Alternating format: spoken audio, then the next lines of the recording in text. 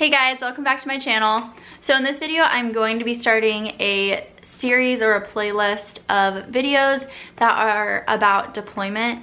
As you guys may or may not know, my husband Nick is deployed right now, and I know that the YouTuber Britt and Con did this, like she did a series about each emotional cycle of deployment, and this video is going to be about the first 3 emotional cycles that I went through, because I am a little into the deployment, but I want to talk about them all because they're all very real.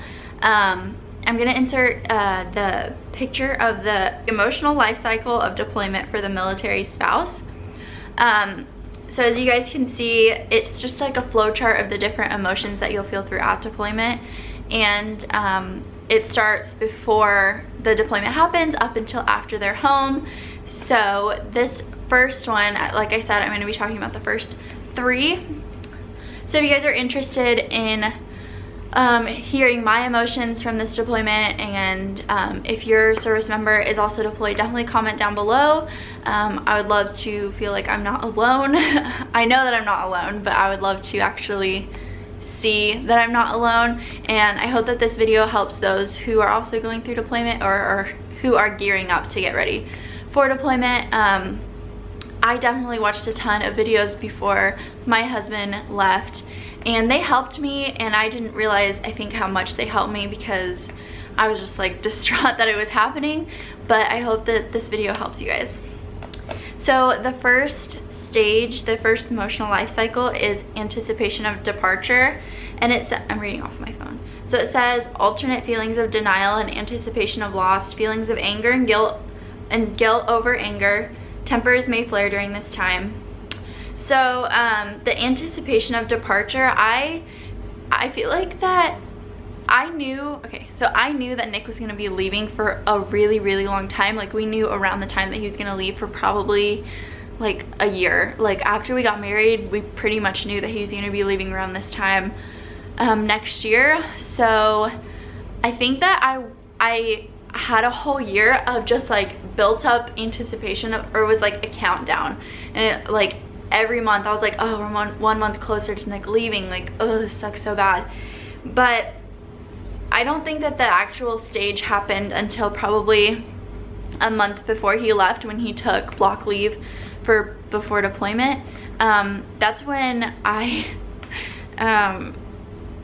yeah, I was in denial that it was happening, and I just like pushed it off, and I was like, oh gosh, like I don't want to think about it because like it's gonna happen, there's nothing I can do. And I think that mostly before Nick left, I just got really like, we would get into like a couple fights and stuff, and it wasn't like he was doing anything wrong, it wasn't I was doing anything wrong. It was just like both of us were so like, I don't know how to explain it, we were both so anxious and like sad that he was going to be leaving for so long, that we did get into just like a little bit of fights and stuff. But that is like so normal, and I know like all the other wives I've talked to have said the same thing, that like you fight before they leave just because like you just do. And so I felt like, okay, well, at least I'm not crazy. It says feelings of anger and guilt over anger. So like I said, we would get angry, but like our only anger was at the fact that we couldn't change, my only anger was at the fact that we couldn't change what was happening. I didn't want like to be like a Debbie Downer, because I know this is Nick's first deployment, and I know that he was looking forward, not looking, how do I say this? Nick was like, I don't want to like speak for him, but I think that he was happy to finally be deployed and like ready to do his job that he's been trained to do for so long. So I didn't want to be like, keep saying like, oh, I wish you weren't going, because this is what he's been training for. And it's a little like selfish of me to say like I didn't want him to like go do his job. And then tempers may flare during this time. Like I said, we just had like a couple little fights before he left, and honestly this was like just a couple weeks before he left that these emotions really sat in. Like, these emotions that I'm reading actually happen. So the second is detachment and withdrawal. Spouses may feel abandoned while service members prepare to deploy. Continued feelings of anger and sadness attempts to create emotional distance. The detachment and withdrawal I saw mostly, I did see it within myself, because I was saying like, oh, well, you're gonna be gone anyway, so I might as well do it for myself now. Like, if I wanted help from him and like he wouldn't, like, I would just do it like for myself, because I'm like, well, I better get used to doing it for myself because I'm going to be doing it for a long time anyway. And I definitely saw like that like distance between us, that like we were both preparing ourselves for like what was gonna happen. I think more so in like with both of us, like these emotions really happened, but I think more so in Nick, because he was like trying to get in the mental zone of like where he was gonna go. And then the next cycle is emotional disorganization.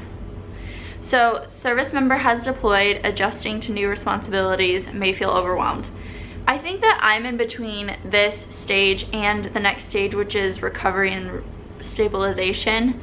I'm definitely in between them, because there are some days that I do feel like I'm adjusting still, and I do feel like emotionally disorganized. Like, I didn't realize this until I was reading this flowchart. Like, I was like, oh, well, I don't really think I'm going through this, but like I feel like I'm just scatterbrained because I don't have Nick here to like, I don't know, it's like, see, I can't even like put it into words. Adjusting to new responsibilities, and I may feel overwhelmed. Okay, so like things that Nick would do that I have to do now, I mean, like, it's not fun to like, but it's not like the worst thing ever to like take out the trash. I mean, it's just like when the big things come up that I would normally have Nick do, or Nick would do himself, like if something were to happen on the car, like I have to take care of it, and if something were to happen in the house, I have to take care of it. I am not a calm person. I freak out if something bad happens.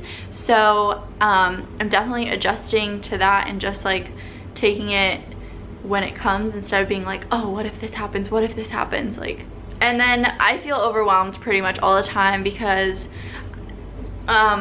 we're on opposite schedules, so like we don't get to talk all the time. And so like I feel like when Nick's home, he's like, I just like word vomit to him all the time, because I just like tell him about my day, tell him about what I'm thinking.